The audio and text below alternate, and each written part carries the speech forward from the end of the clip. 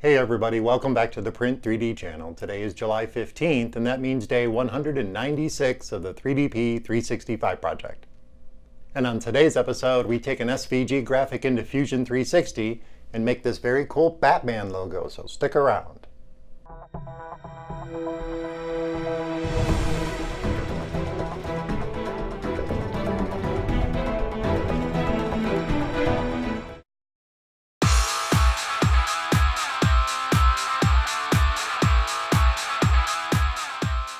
Hey everybody, welcome back, and thank you for joining me here for day 196 of the 3DP 365 project. As always, down in the description there's a fact section. There's also the MatterHackers affiliate link. If you're in the market for some new filament, just use that MatterHackers affiliate link and you really help out the channel. On today's episode, we take an SVG graphic into Fusion 360 and create this very cool Batman logo, retro Batman logo. And our model and print turned out really good. I'm super happy with the results. We used some of that MatterHackers PRO PLA in the color of midnight blue, and it really does match the original costume color of the Batman guy. So it's a very cool color, and I'm really happy with the print itself. I scaled this up to 300% of the model that we created, and I probably could have scaled it up even more because a lot of the face detail, especially around the mouth, it's very thin, very small. But the rest of the print looks really good, and I'm super happy with the results. There are no blobs, there are no globs, there are no layer skips. I probably could have added another top layer. We used 4 top layers on this, and it probably would have sealed up some of these finer points. And definitely this is 300% scale, so I definitely should scale it up to like a gMaxSize print, and that way the face detail and the top layers will fill in a little bit better. But it was a real easy process to do, and we did this in Fusion 360 by importing an SVG graphic. And let's head over to Fusion 360 and I'll show you how we created this. Alright folks, so here we are in Fusion 360, and here is the model I created using a SVG graphic. And as you can see, there's a lot of little extrusions that I did on here, and I even tried to capture some of that cape detail. And if we zoom in here on the face, you can see that I tried to capture the look of the face. And the model that I used, or I should say that the SVG graphic that this is based off of, is here in Illustrator. This is what our SVG graphic looks like before we imported it and started making our geometry. And an SVG graphic is a scalable vector graphic. And if you have Adobe Illustrator or other vector tool, you should be able to, I know you can in Illustrator, create SVG graphics. And the benefit of an SVG graphic is truly in what its name is, scalable vector. And if I show you the outline view, you can see that these are all outlines. This isn't a raster or photographic image. So this can be scaled to any size possible. If we go back into Fusion 360, here is our model. And the process for importing an SVG graphic and creating this kind of geometry was pretty simple. And here, let me show you how I did this. Basically, you go under the Insert menu and you go down to Insert SVG, and you want to pick the bottom plane. Make sure you have that bottom plane because that's the plane we want to draw on. And you'll be prompted with this little menu. You click on the little folder icon and work your way to the folder where you have your SVG graphic, and I have mine set up right here, so I'll select Batman SVG and I'll drop it in. And if you don't see it, don't panic. Sometimes the artist doesn't put the origin point at the center of the graphic. So basically what you need to do is just kind of zoom out and pan around until you see there's our graphic right there. So we'll zoom out and we'll center this guy up as best as we can. And then once we create our geometry, obviously we'll be able to drop it in a proper position. But that's good for there right now. And if there's another menu that comes up and it gives you some options you can do here. You can also scale this up from where it is now. But I like the size that it is now because this is the size I wanted to model it at. I just wanted to just go with an SVG graphic and try this method. So if you hit Stop Sketch, this will complete the import option on your SVG. And if you hit the Home key, this will give you a better look at what we're looking at. And basically what I did is I just carefully went through here and I selected the parts that I wanted for each extrude, each part of the Batman logo, and I extruded them. And some of these parts, because of the detail in the cape, I really had to zoom in here and make sure I selected. See, it highlights it white with the outline, that way you know how it's selected. To really get all the parts just to be included in the B.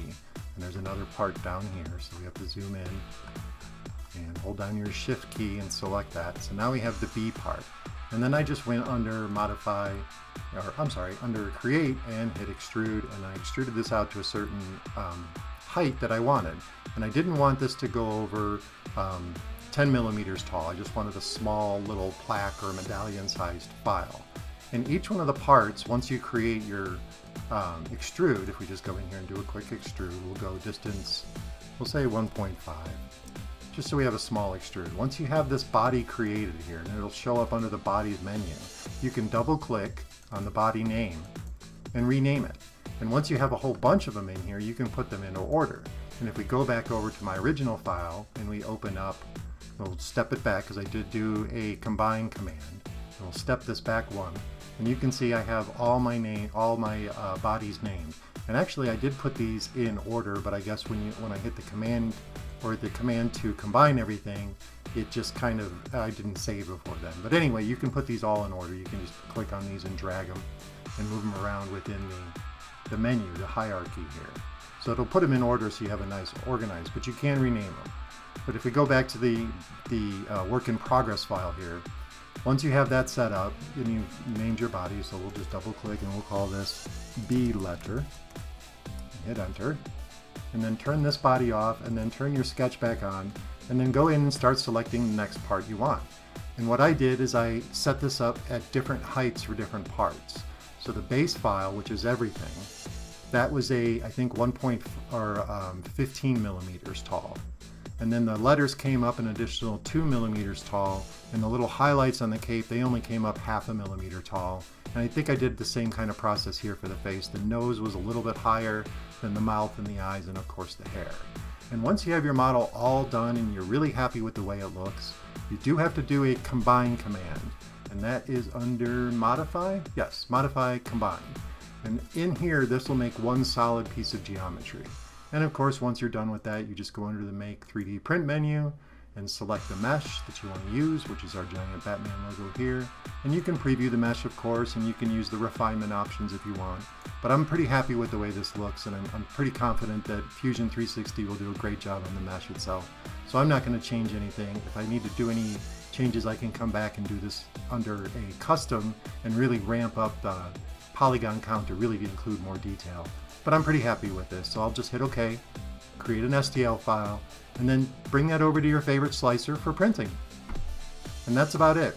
You just import your SVG graphic on the plane you want to model on, and then you start working your way through the sketches. If I turn off all this and turn on my original sketch, you can see that there's the original sketch that I worked with, which is the same as this one over here. And once you have all your parts created, just make sure you combine them and then export out as an STL file. It's a very simple process.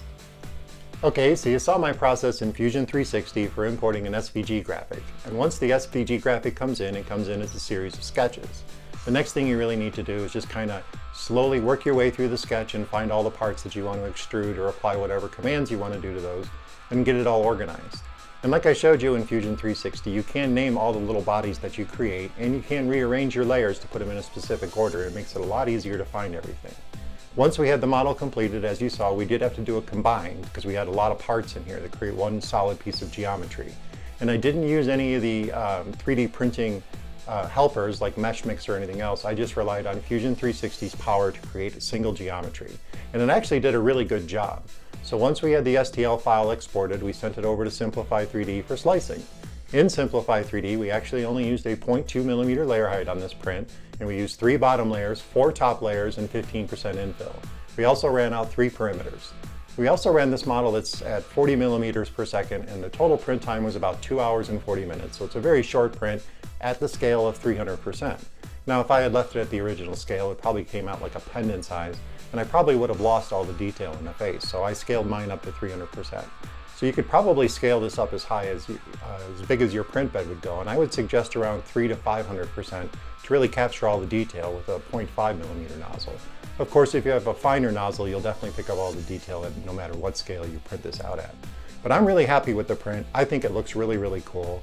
I really love the ability to import any SVG graphic and create geometry in a 3D printable item in Fusion360. I think that's a very cool method, and it's super handy, and I'm definitely going to be using it in future projects that I do too. But this print itself, I'm super happy with it. I love this little Batman logo, and I'm definitely going to scale it up to a larger size too so I can capture all the detail on the face. But for now, I think our little retro Batman logo turned out really, really cool, and I'm super happy with the results. I'll definitely post the files up on Thingiverse so you guys can download and print this one yourself. Well, that about wraps it up for day 196 of the 3DP 365 project. I hope you guys found this episode interesting and informative.